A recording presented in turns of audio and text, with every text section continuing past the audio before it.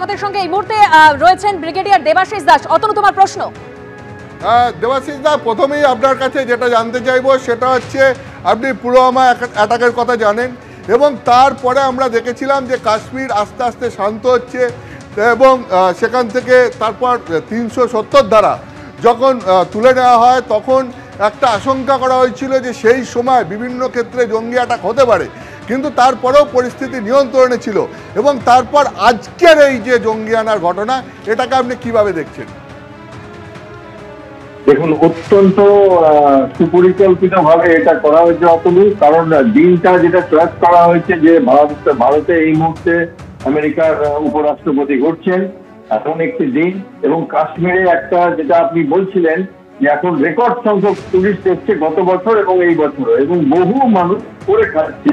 শিকারালা বলুন, শ্রীনগরের ডাল লেকের বা এই পেহেলগাঁও, গুলমার্গ, সোনমার্গ, এবং যত টুরিস্ট জায়গা আছে কাশ্মীরের সমস্ত জায়গায় নানান রকম ভাবে মানুষ, কেউ তাঁবু বিক্রি করে, কেউ হোটেলে, কেউ ঘোড়া চালিয়ে, কেউ গাইড হয়ে করে খাচ্ছে। এবং তাতে কি হচ্ছে, কাশ্মীর ঘুরে যাচ্ছিল এবং তাদের পাকিস্তানের একটা অসুবিধা তো আছেই, কারণ তাদের তো একমাত্র বাজার গরম করবার জন্য যেটা আছে সেটা হচ্ছে কাশ্মীর ইস্যু।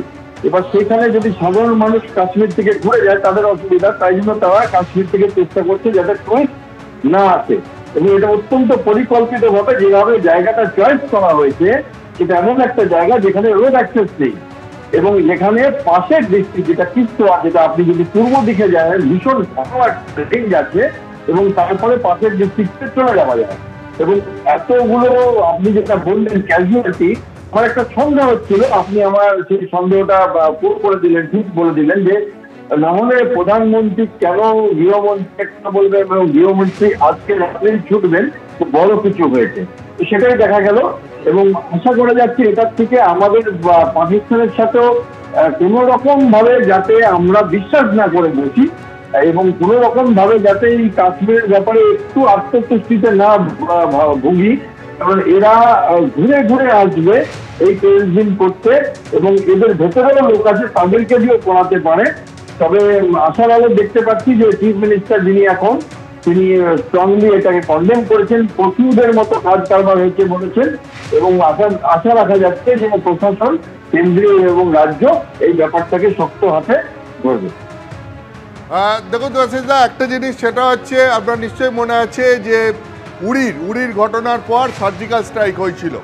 উড়িতে যখন আতঙ্কবাদী হামলা হয় তারপরই সার্জিক্যাল স্ট্রাইক হয় এবং এই পুলওয়ামাতে 2019 সালের 14ই ফেব্রুয়ারি যখন সিআরপিএফের উপর আক্রমণ হয়, 47 জন সিআরপিএফ জওয়ান মারা যায় এবং তারপরই সেই 2019 সালের 25শে ফেব্রুয়ারি বালাকোটে এয়ার স্ট্রাইক হয় এবং এই পরপর যেরকম উড়ির পর যেরকম সার্জিক্যাল স্ট্রাইক, ঠিক পুলওয়ামার পর বালাকোটে এয়ার স্ট্রাইক।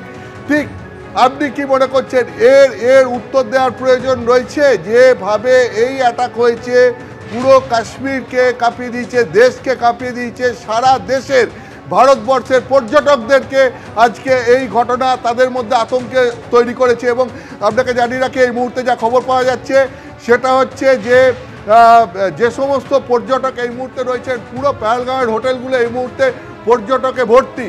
তো সেই সমস্ত পর্যটকদেরকে আজকে রাতেই যাতে পেহেলগাঁও থেকে নিচে নামিয়ে আনা যায়, সেনাবাহিনী এখন তার প্রস্তুতি নিচ্ছে যাতে যত দ্রুত সম্ভব পেহেলগাঁওকে ফাঁকা করে দেওয়া যায়, পর্যটকদেরকে পেহেলগাঁও থেকে নিরাপদ স্থানে নিয়ে যাওয়া যায়।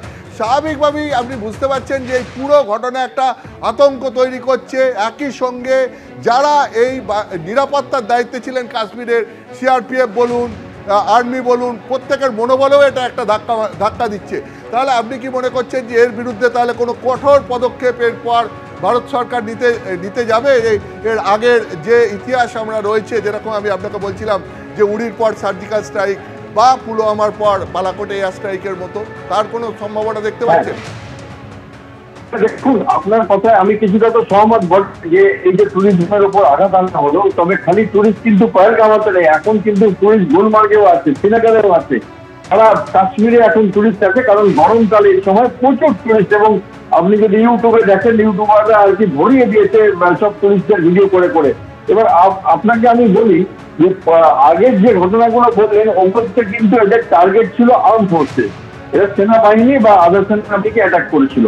এখানে কিন্তু এরা সেটা আর পারছে না, সেই বিদ্যাত এটা ভেঙে দেওয়া হয়েছে।